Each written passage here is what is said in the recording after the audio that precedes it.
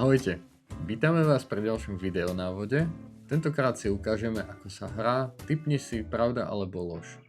Je to party hra, pri ktorej sa snažíte odhadnúť, či je výrok pravdivý alebo nie a zároveň si tipnúť, koľko ostatných hráčov si tipne správne. Je to hra pre 2 až 6 hráčov, starších ako 12 rokov, ktorá vám zaberie približne 20 minút. Tak poďme sa teda pozrieť, ako sa hraje. Príprava hry je jednoduchá. Každý hráč si zoberie jednu rozhodovaciu dosku a do stredu stola na dosah pre všetkých hráčov umiestnime žetóny a karty rozdelené do 6 tematických okruhov výrokom nahor.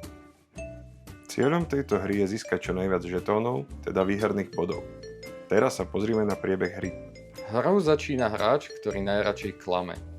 Ak sa hráči nevedia dohodnúť, hrou začne najmladší hráč. Tento hráč bude čítať prvý výrok. Hráč, ktorý má čítať výrok, si vyberie jeden z tematických okruhov a z balíka vytiahne spodnú kartu. Vyberie si jeden z dvoch výrokov na karte a nahlas ho prečíta.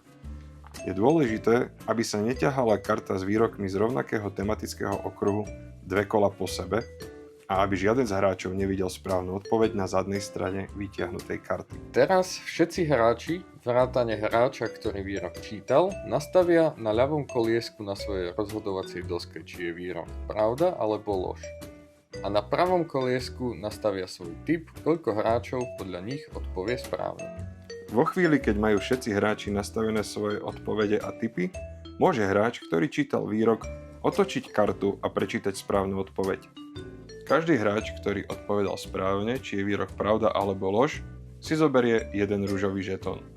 A každý hráč, ktorý správne tipol počet správnych odpovedí, si zoberie jeden čierny žetón. Tým sa kolo končí a ďalšie začína hráč po smere hodinových ručičiek. Ten si vyberie kartu z iného tematického okruhu.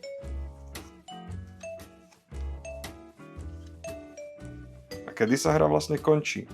Počet kôl sa v tejto hre líši podľa počtu hráčov.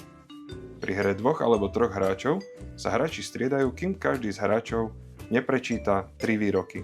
Pri hre 4 a viacerých hráčov sa hráči striedajú, kým každý neprečíta 2 výroky.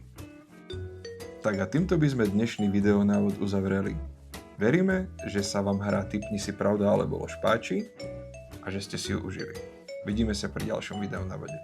Ahojte.